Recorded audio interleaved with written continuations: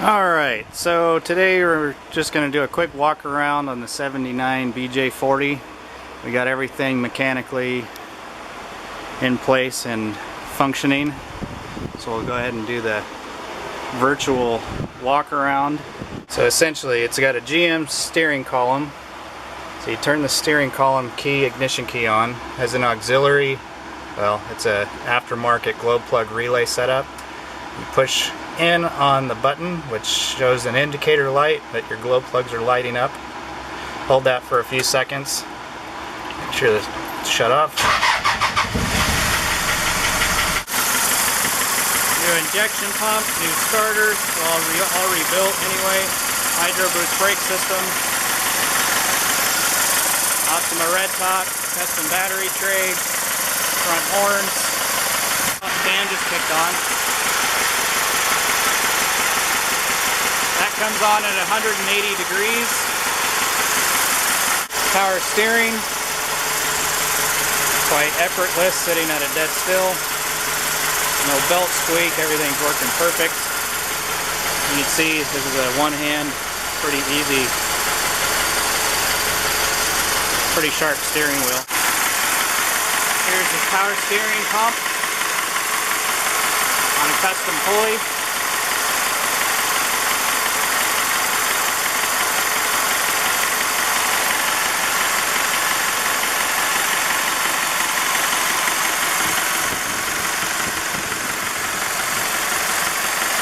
High output GM alternator, internally regulated.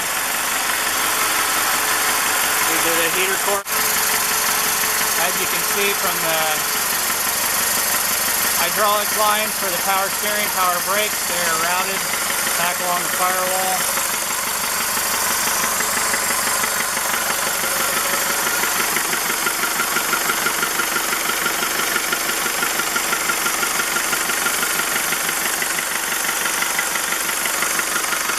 Turn line.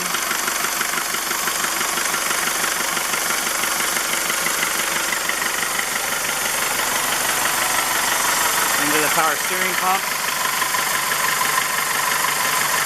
These are overkill 4,000 PSI hydraulic lines made from an industrial tractor supply hydraulic shop.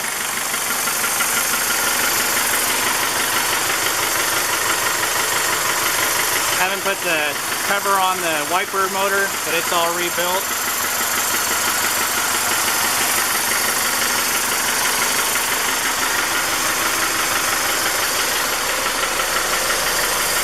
I'm going to shut this off for a minute. So ignition key is off. As you know, it keeps running. It's a mechanical fuel shutoff. Fuel shutoff is done. This is kind of a neat contrast with the paint and the powder coated door. You've got the fuel door, little lock mechanism. This has been undercoated inside around the fuel filler spout, just for added protection, of course. Got blood, sweat, and tears in this old girl. But here's the back side of it. We've got all the doors and everything just about ready for paint, but it's I kind of got screwed by a guy out of Costa Rica I purchased new Pilgrim doors, rear doors, and he ends up sending me a body-filled piece of crap. So I ended up having to get another set of doors, kind of set everything behind where I would have liked to have been. So this is the spare tire rack. It's on 2,200 pound trailer spindle, which is sleeved in the frame. You could just about hang on this rack and it's nice and smooth. There's no sag in it. I put a little bit of rubber inside the fitting here just so that it wouldn't vibrate on the back mount. So the back side of the spare tire carrier.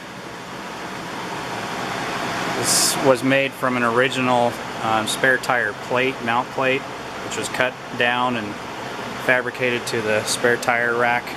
Worked out really nice. I ended up spacing it back just a bit, so you've got a little bit of room, so if down the road a guy wanted to go with a little bit bigger tire for any reason, whatever his interest is. It always seemed like the spare tires were cut really close. They didn't really do a great job designing those from Land Cruiser originally. Tire always rubbed up against the back side of the rack, so I spaced it off just a bit, but it looks great, so it turned out nice. Pretty sharp little LED tail lights. I also have plate lights, license plate lights that'll be going in here that are pretty sharp. There's a fuel tank. Everything underneath here has been powder coated. Axle housings, leaf springs, shackles, new poly bushings. We've got 2 filters on the fuel line, probably a bit excessive, but I just like to be sure that everything's clean and orderly. Easier to replace a little inline filter, which is cheap. Here's a second one. And then the factory fuel filter is right there. So got a new master cylinder and slave cylinder for the clutch. So as you can see, there's the new slave cylinder. The oil pan's been powder coated. Frame is fully boxed in. As you can see, took out all the original factory holes that collect dirt and moisture that rot the frame from the inside. There's the rear end, exhaust system.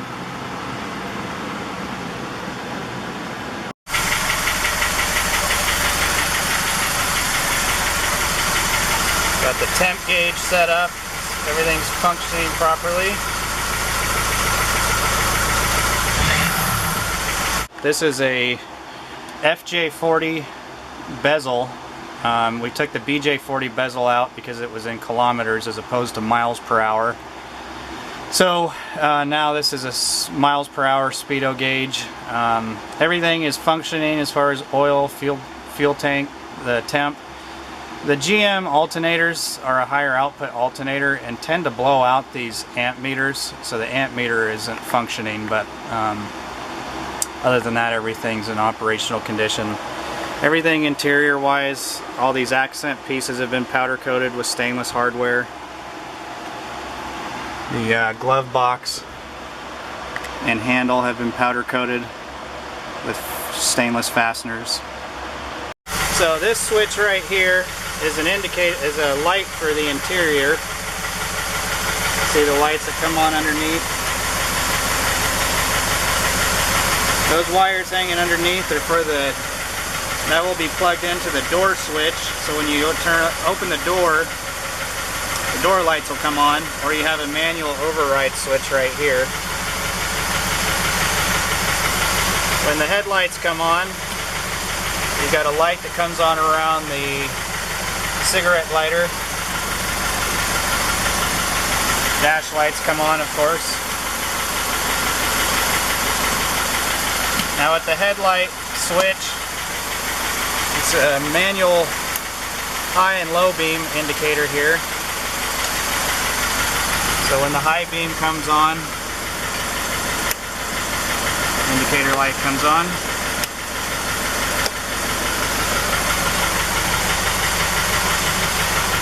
Got your 2-speed windshield wiper.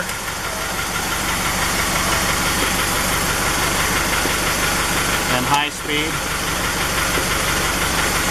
The neat thing is of course it returns back to its original position at any point. So I'll shut it off and it'll manually go back to its original lock position. And shut off now.